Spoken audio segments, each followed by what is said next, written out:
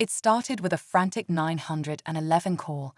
A woman's voice, trembling with fear, pleaded for help. She told the operator that her husband had attacked her, that she was scared for her life. The dispatcher wasted no time. Police were sent to the scene immediately.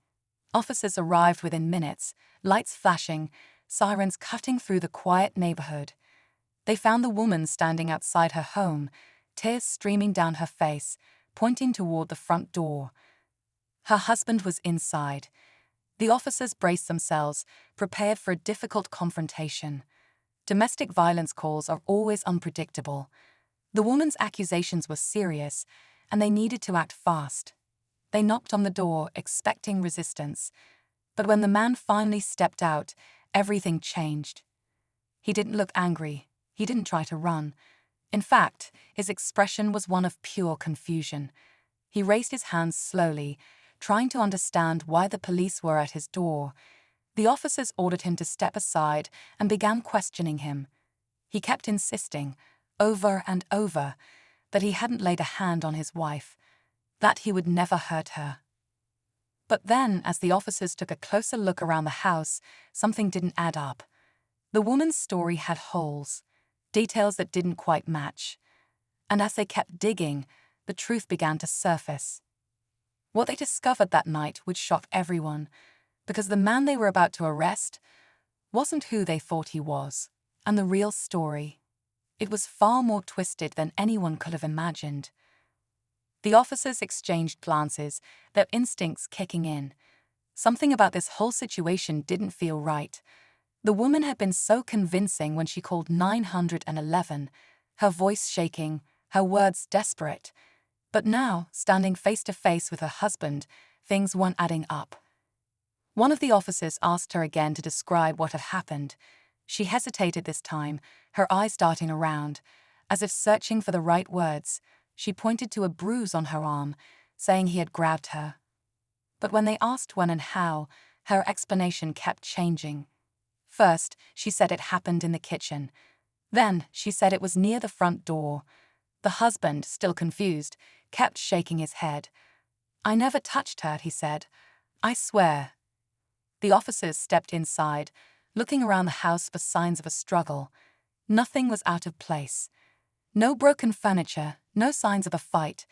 If there had been an argument, it hadn't turned physical, not here at least. And then one officer noticed something strange. A suitcase, sitting by the door, half-packed.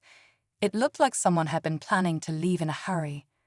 That's when a neighbor appeared on the sidewalk, watching everything unfold. She seemed hesitant, but after a moment, she spoke up. "Are you sure you have the right story?" she asked softly.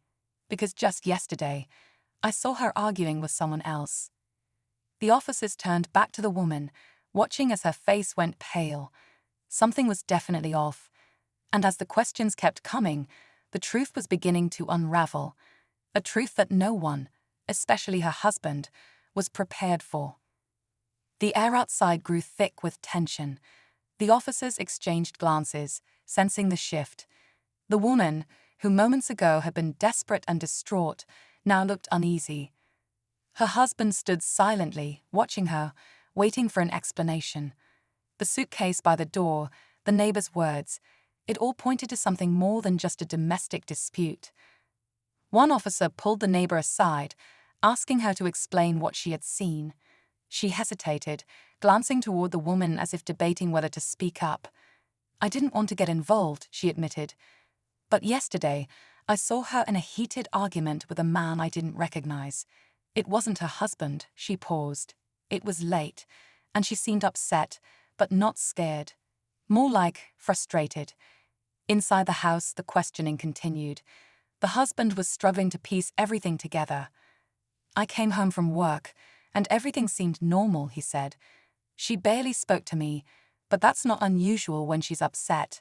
Then, out of nowhere, the cops show up at my door." His voice cracked with emotion. "I don't understand." One of the officers decided to ask the woman directly. "Ma'am, are you sure your husband is the one who hurt you?" For the first time she hesitated. A split-second pause. Her eyes flickered to the packed suitcase. Then to the neighbor, who was still watching from the sidewalk. The officers weren't just looking at a domestic call anymore. There was something deeper going on, and the woman who had seemed so sure moments ago now looked like someone hiding something. What was she afraid of? And more importantly, who was she really trying to protect? The woman swallowed hard, her eyes darting between the officers, her husband, and the suitcase by the door. The silence stretched, thick with unspoken words. The officers were watching her closely now, waiting for a response. But instead of answering, she did something unexpected. She took a step back. Just one, but enough to send a ripple of unease through the air. Her husband noticed it too. "What's going on?" he asked, his voice lower now, edged with something between fear and realization. "Who are you protecting?" One of the officers gently pressed her again. "Ma'am, if there's someone else involved, we need to know. Right now." Her hands were shaking. It was subtle but undeniable. She opened her mouth to say something. Maybe the truth, maybe another lie. But before she could, a noise interrupted them. A loud thud from inside the house. Every officer's head snapped toward the sound. It came from the back, where the bedrooms were. The husband looked just as startled as the police. "What was that?" he asked, taking a step toward the hallway. The officers acted fast. "Stay here," one ordered before signaling his partner. Guns drawn, they moved swiftly, stepping inside. The house had been quiet just moments ago, but now, an uneasy energy settled over everything. Footsteps, a door creaked, and then another sound. This time, a shuffle, like someone moving, someone hiding. The woman's face drained of color. "Wait," she stammered. "Please." But it was too late. One of the officers had already reached for the bedroom door. He turned the knob and pushed it open. And what they saw inside changed everything. The door swung open, and for a moment, everything was still. Then, in the dim light of the bedroom, the officers saw him. A man crouched near the window, as if debating whether to run. His clothes were wrinkled, his breathing heavy. But the most striking thing, he didn't look like someone caught off guard. He looked like someone who had been waiting. The woman gasped, her hands flying to her mouth. The husband's face twisted in confusion, then realization. "Who the hell is that?" he demanded, his voice sharp with disbelief. The man near the window didn't answer. His eyes darted between the officers and the woman, as if trying to gauge how much trouble he was in. One of the officers stepped forward. "Hands where we can see them," he ordered. Slowly, the man complied, lifting his hands in surrender. The woman's entire body tensed. "It's not what you think," she blurted out, her voice trembling. But no one was sure who she was talking to, her husband, the officers, or herself. The husband shook his head, stepping back as if the weight of the moment was too much. "You lied," he whispered, his voice thick with something between anger and heartbreak. "You called the police on me, to cover for him." The officers exchanged glances. This wasn't just a misunderstanding anymore. This was something much bigger. The packed suitcase, the shifting story, the hidden man, it all pointed to a truth that had yet to be revealed. And the worst part, the woman still wasn't telling them everything. Because if she had lied once, what else was she hiding? And why did the man in the bedroom look just as afraid as she did?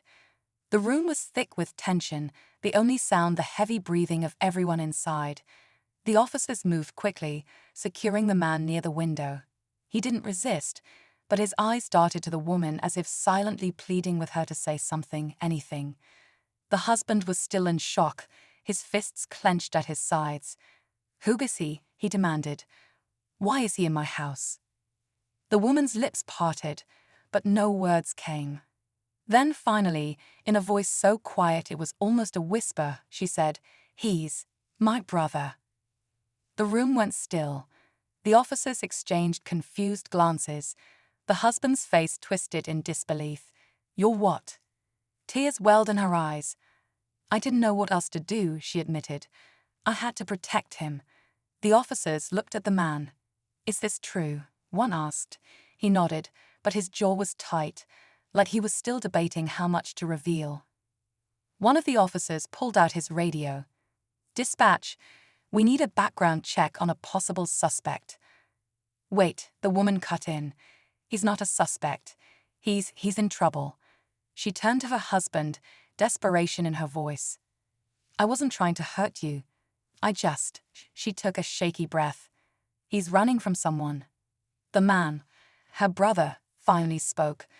"They're after me," he said, his voice hoarse. "If they find me, I'm dead." The officers exchanged glances, realizing this wasn't just a domestic dispute. It was something bigger, something dangerous. And just as they started piecing it together, another sound came from outside. A car, idling at the curb, watching, waiting. The real threat had just arrived. The officers turned toward the window, their hands instinctively hovering over their holsters. Outside, a dark car sat idling at the curb, its headlights cutting through the night. No one got out, no one moved, but the message was clear. Whoever was inside was waiting, watching. The woman's brother tensed, his breathing shallow. "They found me," he whispered. One of the officers spoke into his radio, calling for backup. The others moved quickly, guiding everyone away from the windows. The woman clung to her husband's arm, her earlier lies now overshadowed by real fear. He was still hurt, still trying to process everything, but for now, that didn't matter. Minutes passed like hours, until flashing red and blue lights flooded the street. The car at the curb revved its engine, then sped off into the night before additional units could block it in. The officers took notes, descriptions, anything that might help identify who was behind the wheel. But one thing was clear: this wasn't over.